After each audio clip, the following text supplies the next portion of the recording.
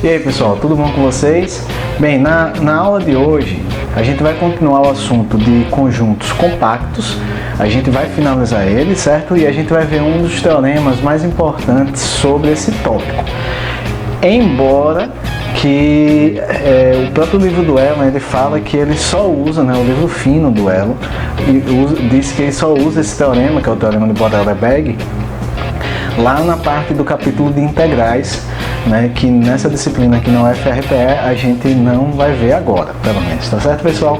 Mas falando de topologia geral, o teorema de Borel-Lebesgue é um teorema bastante importante, porque ele dá também uma caracterização de conjuntos compactos, tá certo? Então, vamos nessa.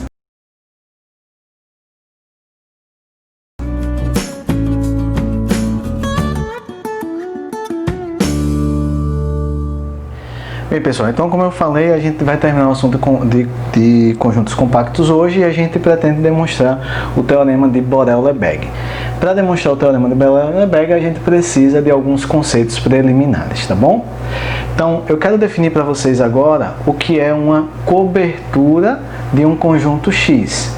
Uma cobertura de um conjunto X nada mais é do que uma família de conjuntos, que eu vou chamar aqui de C-lambda, cuja união desses conjuntos C-lambda tem que conter o X, Ou seja, a união desses conjuntos cobrem o conjunto X, tá certo?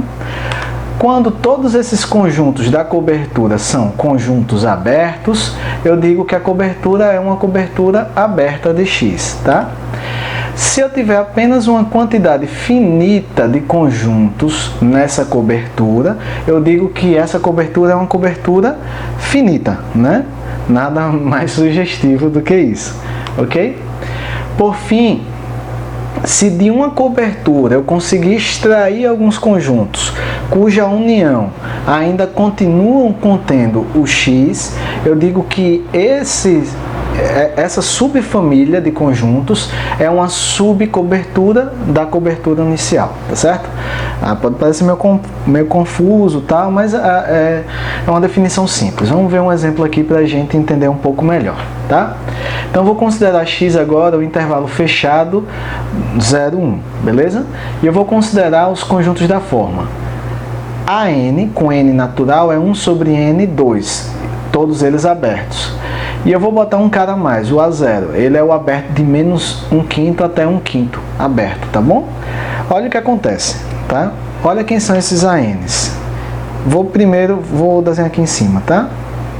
Eu vou até passar mais coisas, pessoal, para o desenho ficar quando eu for falar depois, tá? Então aqui eu tenho a reta real.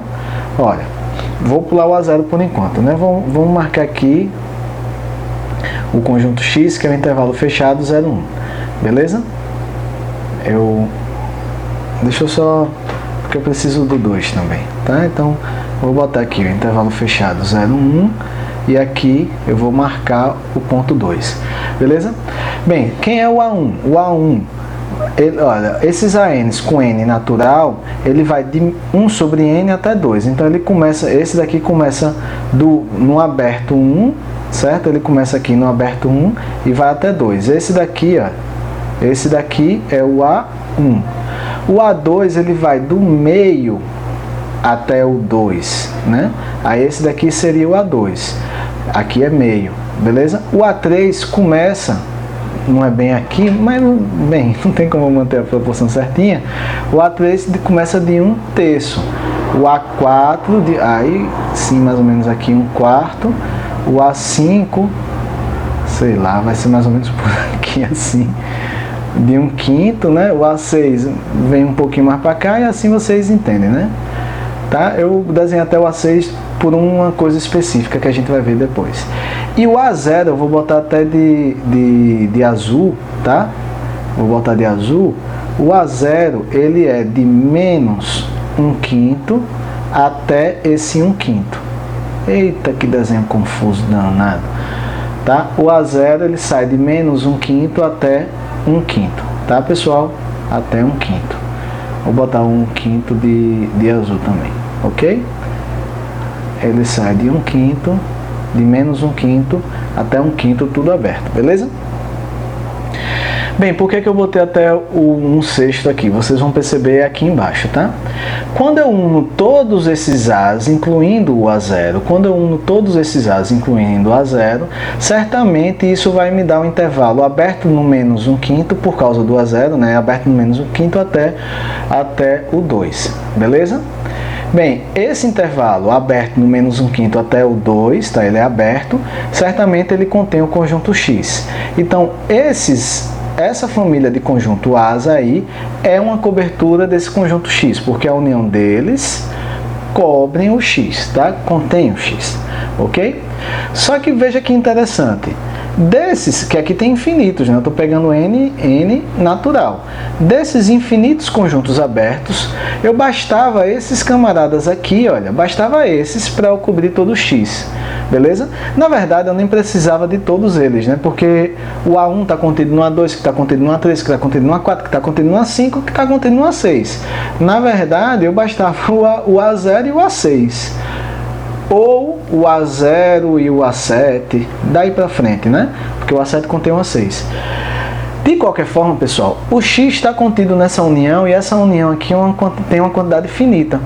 Então, essa famíliazinha aqui é uma família finita que continua sendo uma cobertura de X.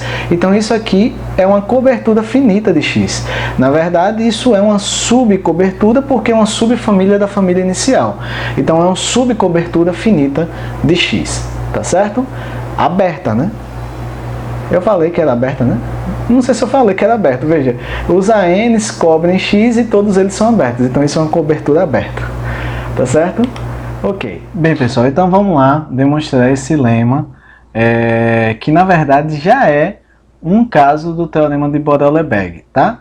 Eu estou editando esse vídeo, beleza? Vocês estão vendo que eu estou diferente, vou voltar para o normal, mas eu estou editando esse vídeo porque antes de dar a ideia da demonstração desse lema, né, vamos ler o lema, né? O lema diz que toda cobertura aberta do intervalo fechado AB possui uma subcobertura finita. Tá? Esse já é o teorema de Borel-Lebesgue para o caso de intervalo fechado, que é a parte difícil de demonstrar. Esse lema é a parte difícil de demonstrar. Com o lema, a demonstração do teorema de Borel-Lebesgue fica bem fácil. Tá? Na verdade, no livro do Elon, ele não escreve como lema. Isso aqui já está dentro da demonstração do teorema de Borel-Lebesgue. Tá? Então eu estou editando esse vídeo só porque o professor Marcelo Pedro, que também é professor aqui do Departamento de Matemática da UFRPE, me contou uma história que aconteceu com ele e que ele disse que quando aconteceu ele pensou logo na demonstração do teorema de Borel-Lebesgue, né, especificamente nessa parte do intervalo fechado. Veja o que aconteceu com o Marcelo. Eu achei engraçado porque realmente foi uma coisa que aconteceu mesmo com ele e que, bicho, eu acho que todo mundo vai entender a demonstração desse lema com a história de Marcelo. Né? Marcelo e Bárbara são casados, né, são professores do departamento aqui, mas eles moravam num apartamento, aí compraram uma casa e antes de se mudarem, eles fizeram uma reforma assim, né, na casa. E aí uma das coisas que eles reformaram foi a cisterna. Só que aí depois que eles foram morar, o que aconteceu foi que a conta de água veio muito alta. E aí Marcelo disse que pediram revisão na Compesa, né, na empresa de água, para revisar o relógio, né, o contador. E aí o técnico foi lá, olhou e disse que não tinha problema no contador, e que provavelmente era um vazamento. E aí Marcelo falou para o técnico que, olha, a cisterna a gente reformou e não tem nenhum indício de que tenha algum vazamento nela, e aí como você pode fechar ali, né, provavelmente não tinha vazamento para depois da cisterna. Então aí o técnico disse, olha, então deve ter um vazamento entre o contador e a cisterna. Então o senhor deve quebrar tudo aí e achar o vazamento. Só que aí o que Marcelo disse foi, pô, mas eu acabei de reformar, né, tem que sair quebrando tudo, vai ser um gasto, uma dor de cabeça e realmente é uma coisa muito ruim. E aí o cara deu uma ideia a ele, que foi a demonstração do teorema de Borel-Lebesgue. Eu acho que o técnico já deveria ter visto essa demonstração do teorema de Borel-Lebesgue, certo? Vamos dizer que aqui é o contador, beleza? E vamos dizer que aqui é a cisterna, tá certo? E aí o cara disse o seguinte, olha, tá, já que o senhor não quer quebrar tudo, porque está reformado, né? O senhor pode fazer o seguinte, olha, o senhor quebra aqui no meio, quebra no meio, tapo o cano, beleza? Tapo o cano. E ligo o contador. Se ligo o resistor, se o contador continuar girando, significa que o vazamento está na primeira parte.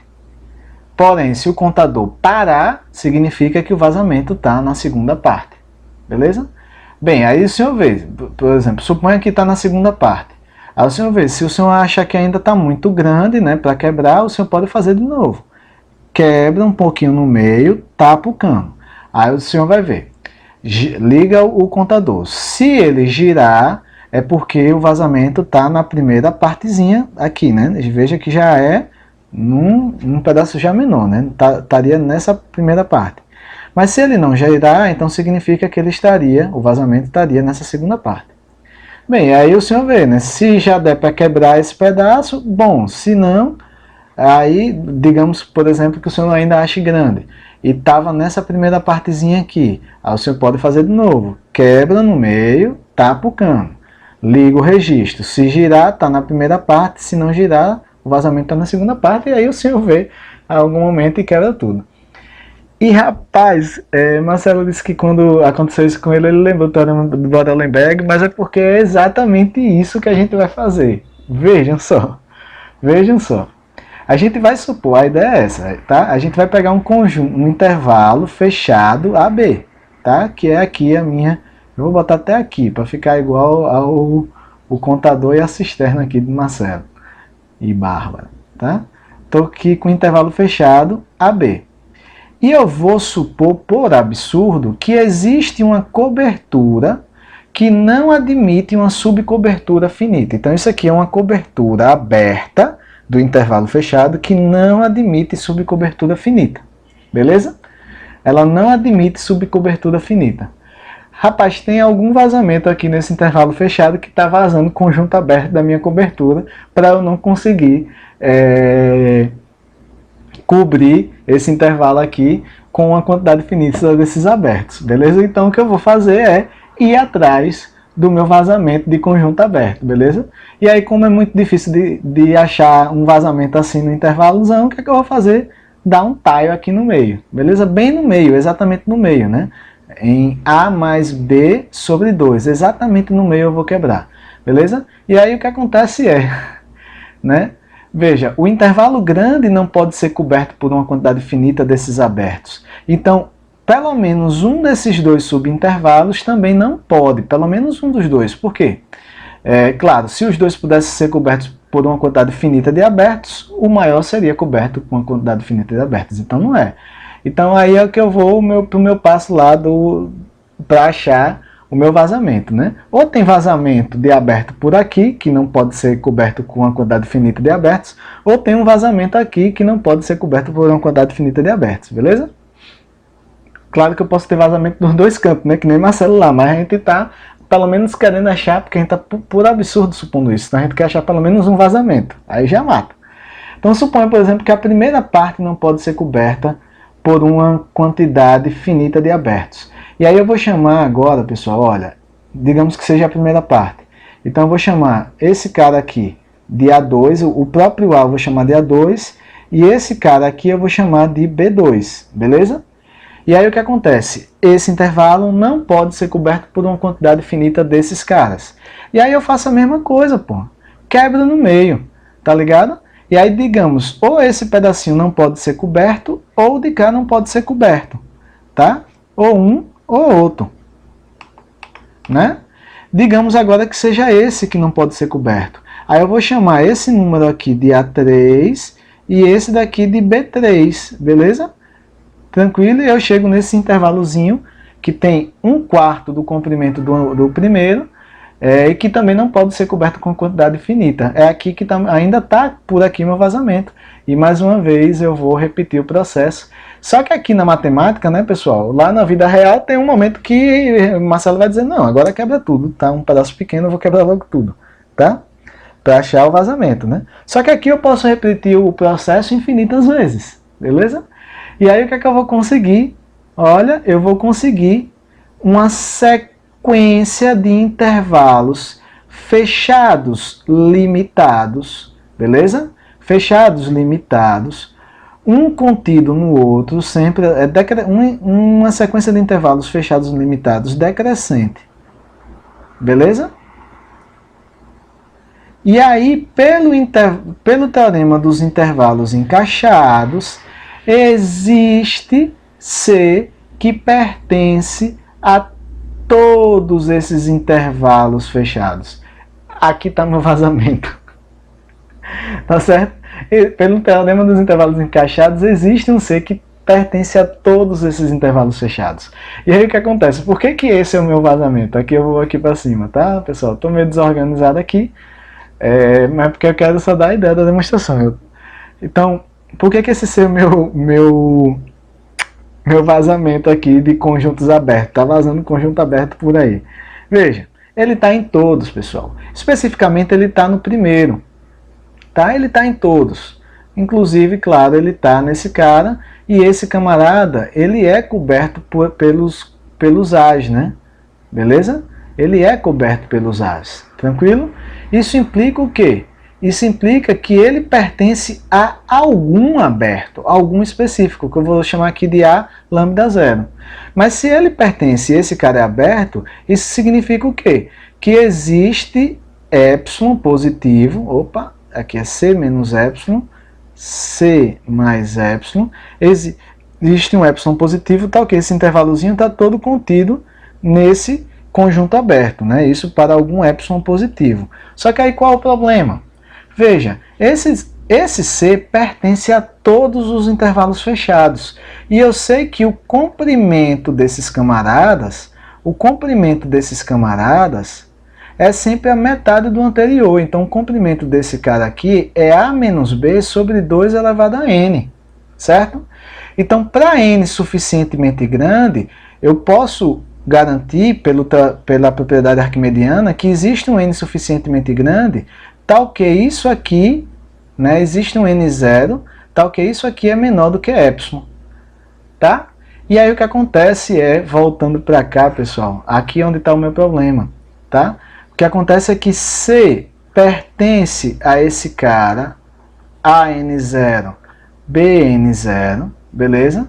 O comprimento desse cara, o comprimento desse intervalo é menor do que epsilon, e isso implica que esse intervalo fechado, AN0, BN0, está todo contido no intervalo aberto centrado em C de raio epsilon, beleza? Veja, esse intervalo aqui contém o C e o comprimento dele todinho, o diâmetro dele é menor do que epsilon.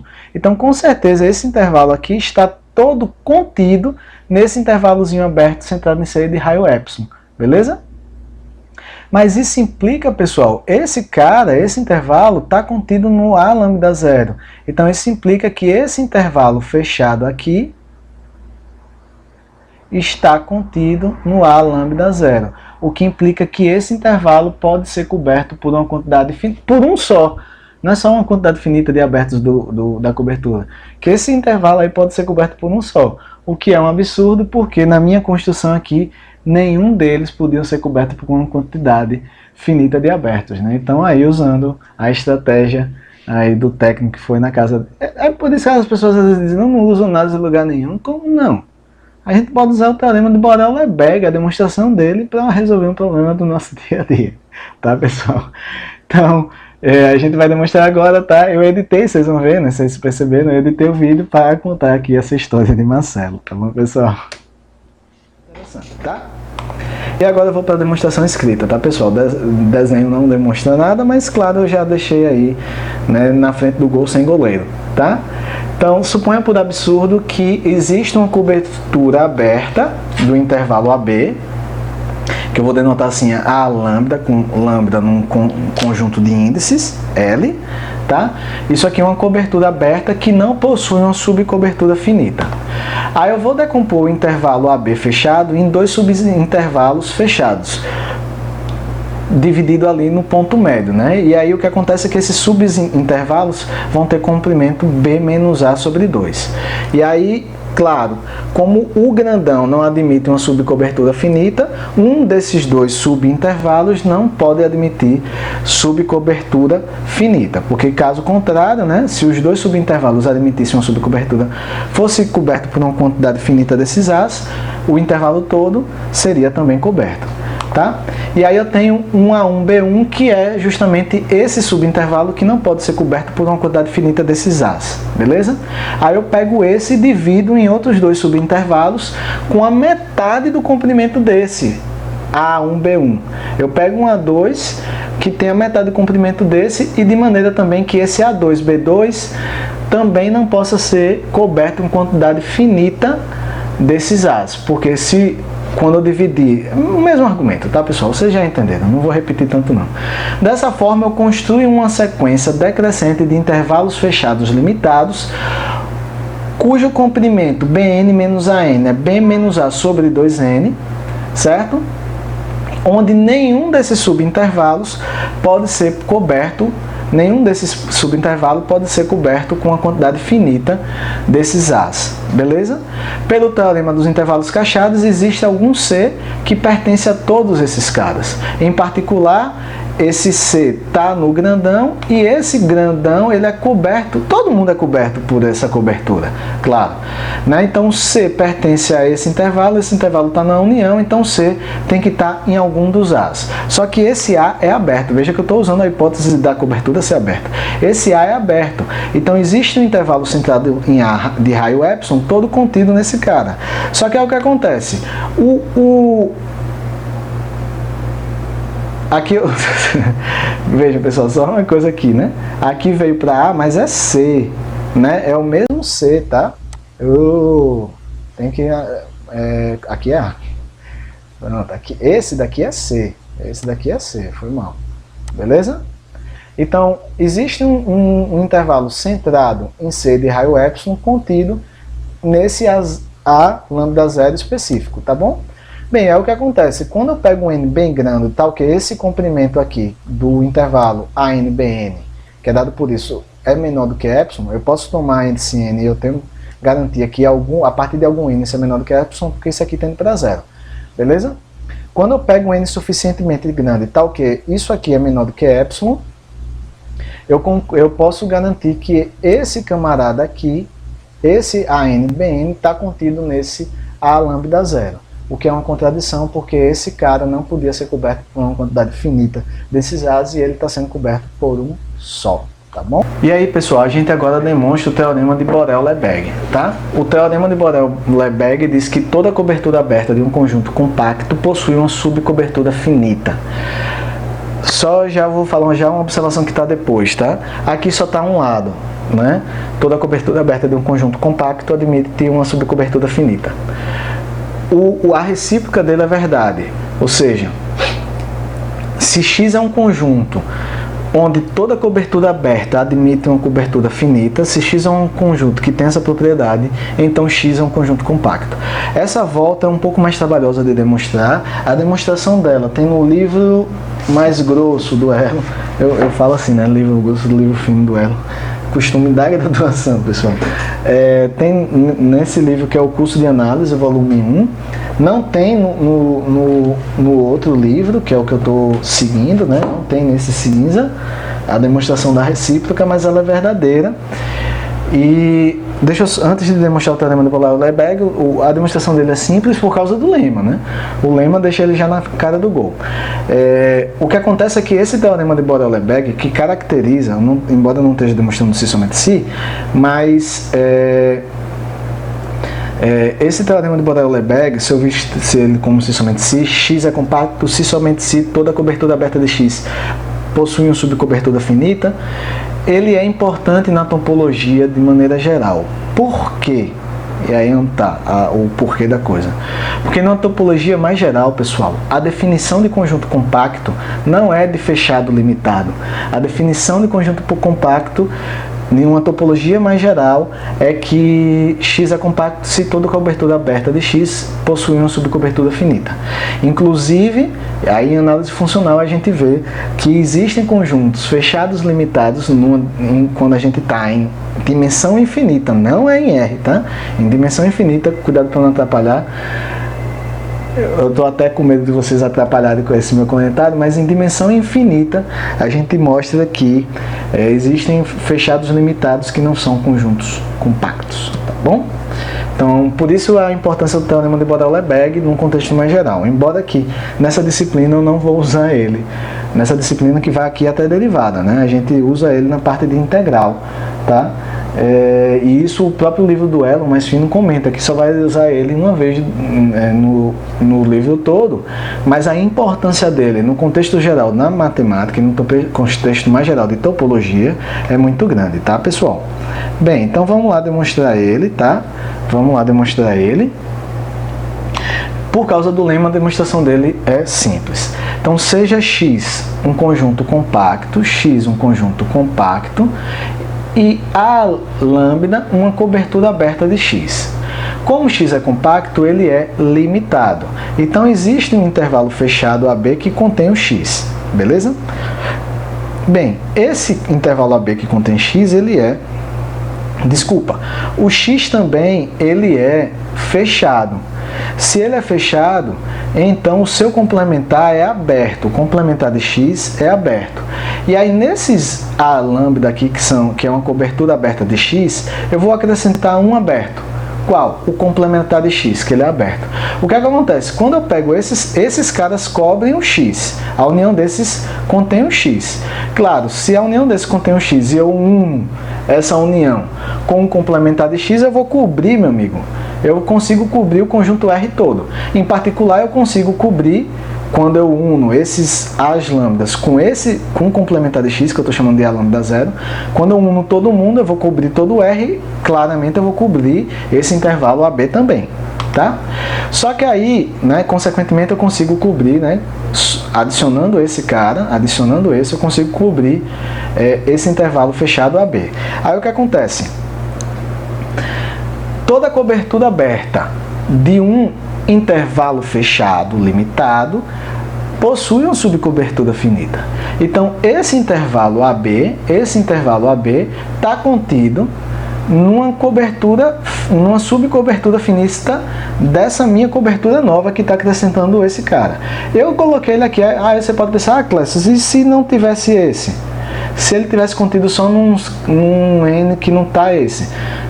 Mas, minha gente, adicionar um a mais, isso com certeza continua sendo cobertura do de cá, e adicionando um só, continua sendo uma cobertura finita desse de cá.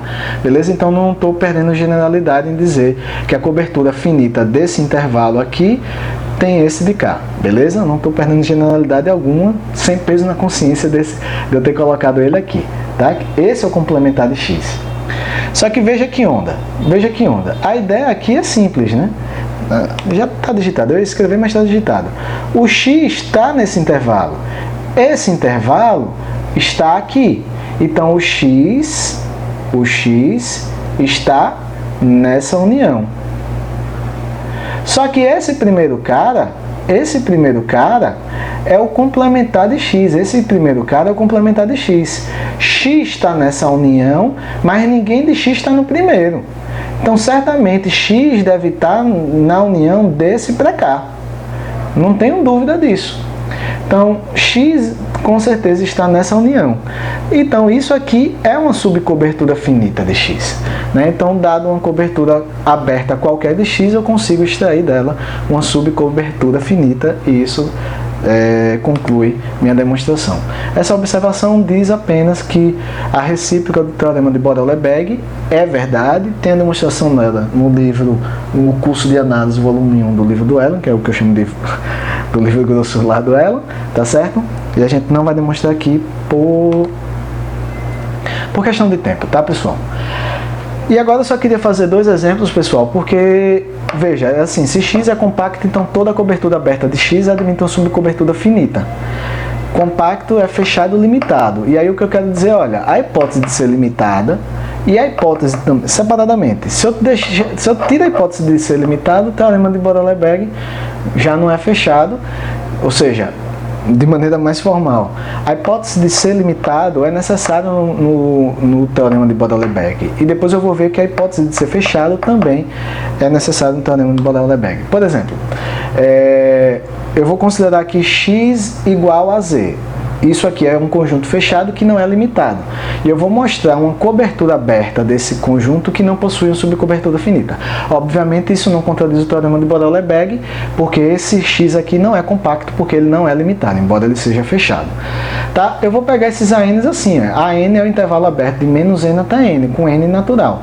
Isso aqui é uma cobertura do R todo, né? Pela propriedade arquimediana. A câmera parou, ela esquentou com certeza. Mas eu vou continuar mesmo assim sem câmera, tá, pessoal? Eu tô me alongando aqui nesse vídeo. É porque eu gravei os dois vídeos juntos. E aí acontecem essas coisas.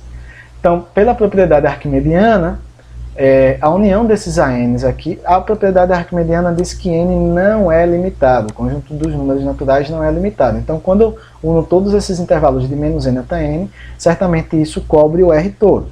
Se cobre o R todo, eu não tenho dúvida que ele cobre Z. Mas essa cobertura aberta aí de Z não possui uma subcobertura finita. Por que não? Porque se tivesse uma cobertura finita, né? Se tivesse uma cobertura finita, pegue o maior dos n's nessa cobertura finita e você teria na união apenas um intervalo de menos n grande até n grande, para um n específico natural. Com certeza esse intervalo não contém Z, porque Z não é limitado. Tá? E aí o próximo exemplo só garante que a hipótese do conjunto ser fechado é necessária no teorema de Borel-Lebesgue. Por quê? Então eu vou pegar a hipótese, ou vou pegar um conjunto que é limitado, mas não é fechado. Eu vou pegar esse conjunto aqui, de menos 1 até 1.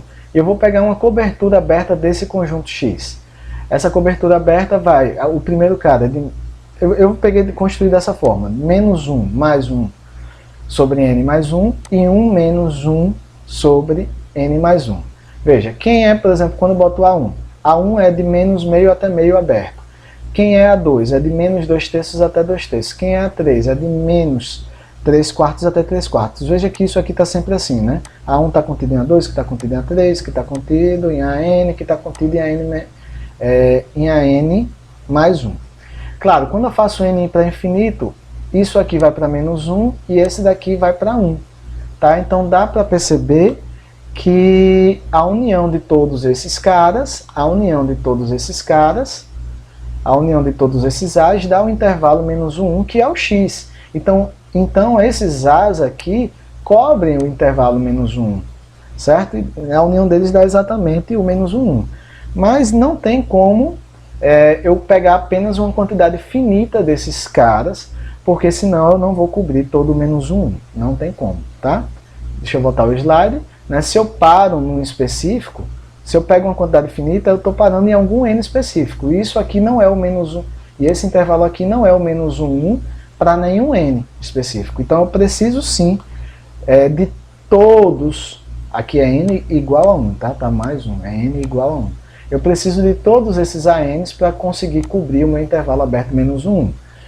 Então essa cobertura não possui uma subcobertura finita, mas isso também não contradiz o teorema de Borel-Lebesgue, porque esse conjunto não é fechado, logo ele não é compacto, tá, pessoal? Então é isso, pessoal, nós fechamos aqui essa seção de conjuntos compactos e também, né, com isso fechamos o capítulo de topologia, tá, pessoal? Então, eu botei esse assunto até... e aí vocês já podem resolver toda a lista do capítulo 1 de topologia, tá? E qualquer dúvida, deixa aí nos comentários, tá bom? Próxima aula a gente já começa com limites, tá bom, pessoal? Então, até mais!